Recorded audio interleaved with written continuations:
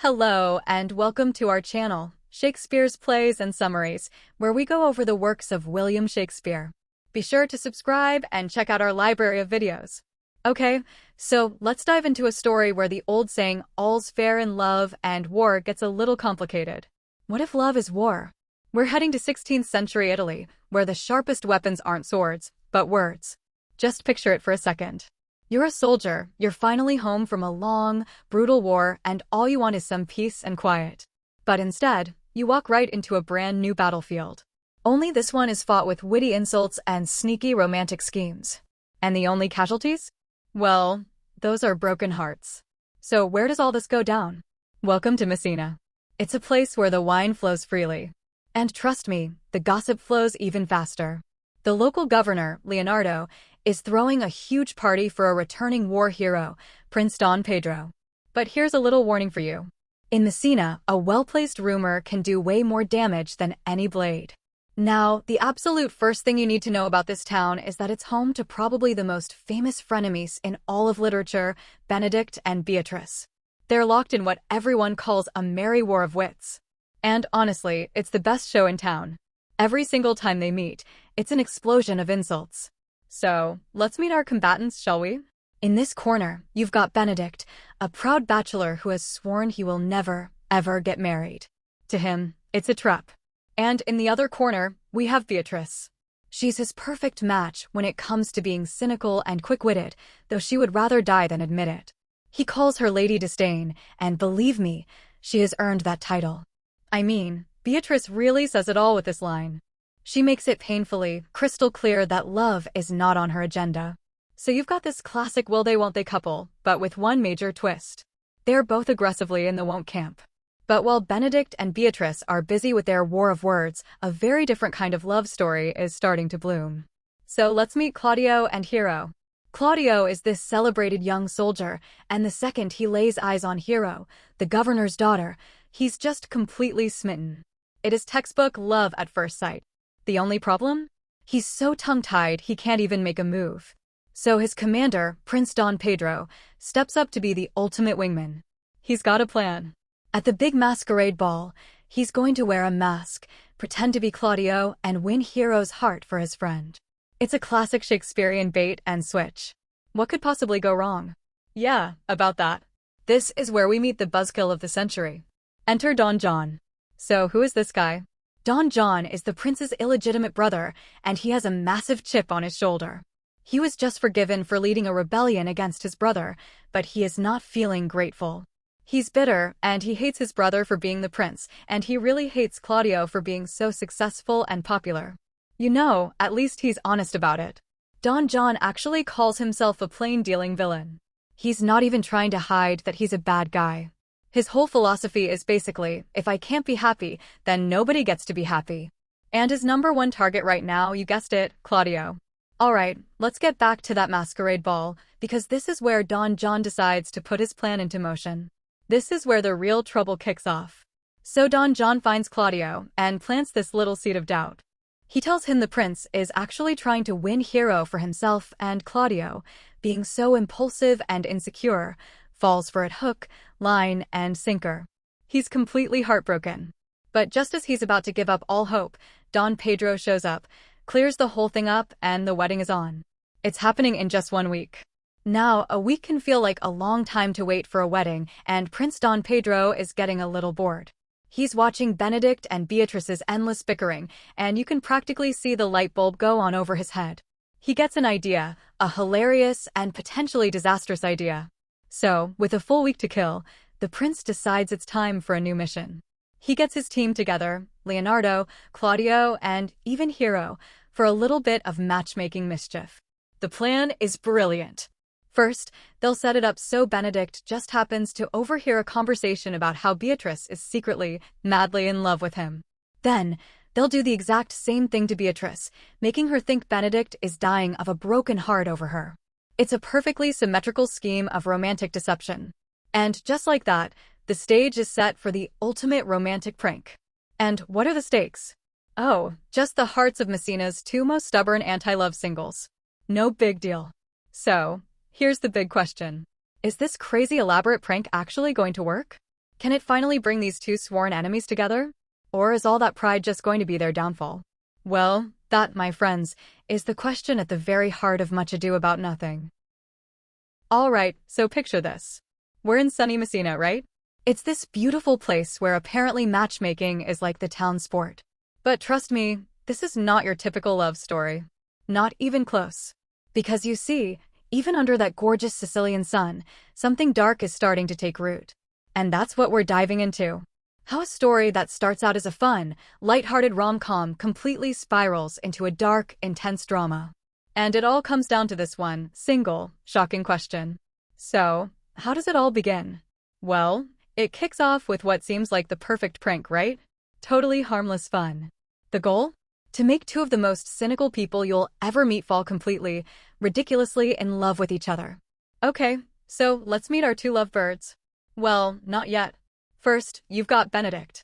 This guy is the world's most committed bachelor. I mean, being single isn't just a status for him, it's his whole personality. And then you have Beatrice. Her wit is so sharp, so biting, she's actually nicknamed Lady Disdain. These two are locked in what they call a merry war of insults, and honestly, everyone around them is just so over it. So the trap is set. Benedick's hiding in the bushes, probably thinking he's the sneakiest guy alive. And right on cue, his friends start talking really loudly about how poor Beatrice is just wasting away, crying every night, all because she's secretly in love with him. And Benedick? Oh, his ego is just massive. Of course he buys it. Hook, line, and sinker. He falls for it completely. And you've got to love the symmetry here. It's perfect. Because what happens next? They pull the exact same trick on Beatrice. She gets lured into the garden just in time to overhear her cousin talking about how Benedick is completely, hopelessly devoted to her. The only reason he won't say anything? He's terrified of her sharp tongue. Well, for Beatrice, hearing that people think she's cruel, that hits her right in the pride. And just like that, boom, both of our professional cynics are suddenly totally lovesick. Okay, so while all this rom-com stuff is happening something way darker is brewing in the shadows. Yeah, the fun and games? They're about to come to a screeching halt. And the guy pulling the strings is this character named Don John. Now, let's be clear. This guy isn't into harmless pranks. He's a real-deal villain who just wants to watch the world burn. His motivation is just pure, unfiltered malice, and he set his sights on the happy young couple, Claudio and Hero, who are about to get married. And his plan is it's cruel because it's so simple. Here's what he does. Don John gets one of his guys to talk Hero's maid, Margaret, into dressing up in Hero's clothes. Then he has her stand at Hero's bedroom window late at night. The final step, he brings Claudio, the groom, to accidentally see it all. It's an absolutely devastatingly effective frame job. And you know what? It works perfectly.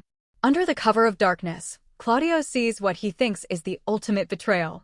He thinks he's catching his fiancée being unfaithful literally the night before their wedding. And does he ask her about it? Does he confront her? Nope. He makes a cold, hard decision right then and there. He's going to get his revenge publicly at the altar. Which, of course, brings us to the wedding day. Imagine the scene. The church is packed. Everyone's happy. It's a huge celebration. But we know it's all about to just explode in the most public and awful way you can imagine. So the friar gets to that part, Does anyone here object? The line that's almost always just a formality. But not today. Today, that question is a trigger. You could just feel the air go thin as Claudio steps up. And he doesn't just object.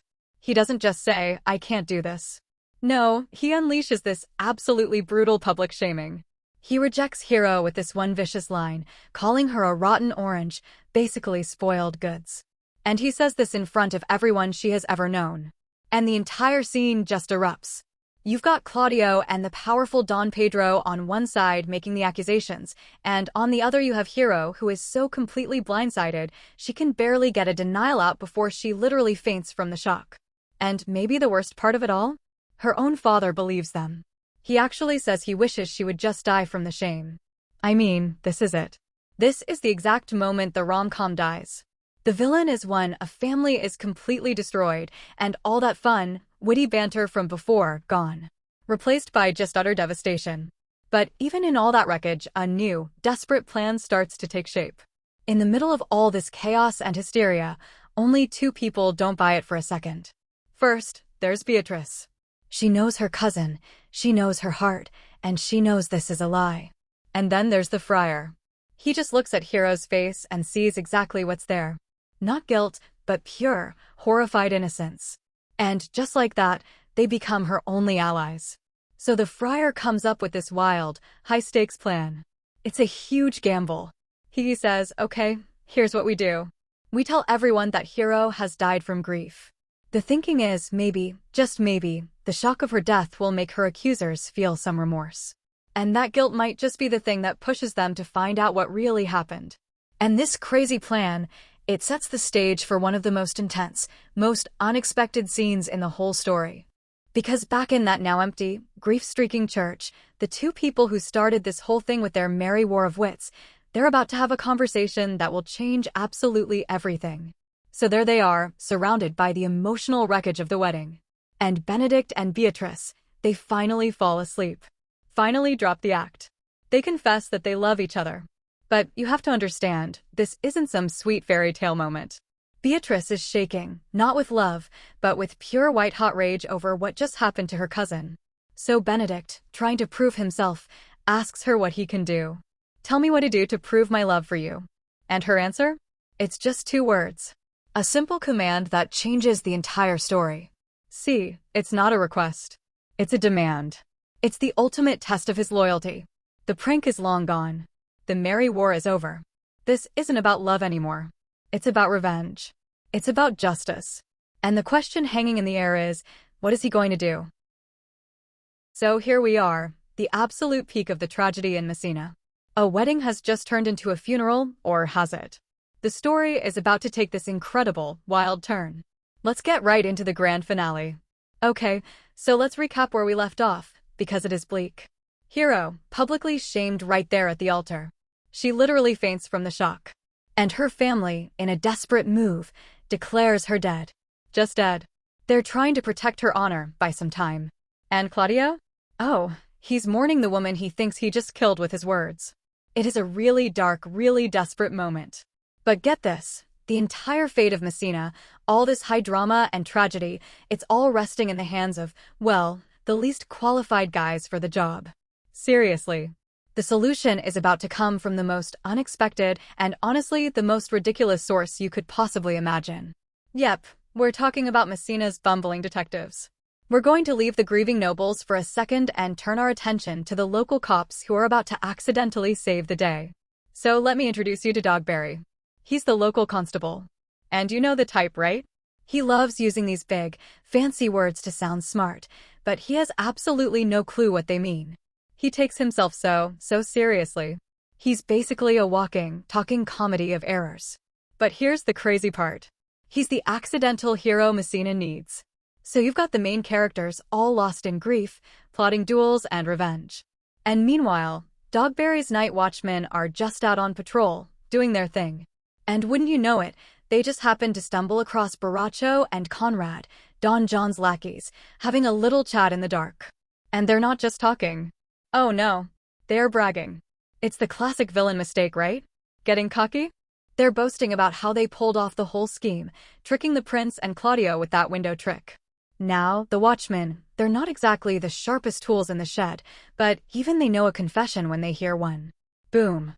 They're arrested. And this is where things get hilarious and also kind of stressful. Because you'd think, okay, they've got the bad guys. The truth will come out now, right? Wrong. Dogberry is in charge of the interrogation, and he makes it an absolute masterclass in confusion.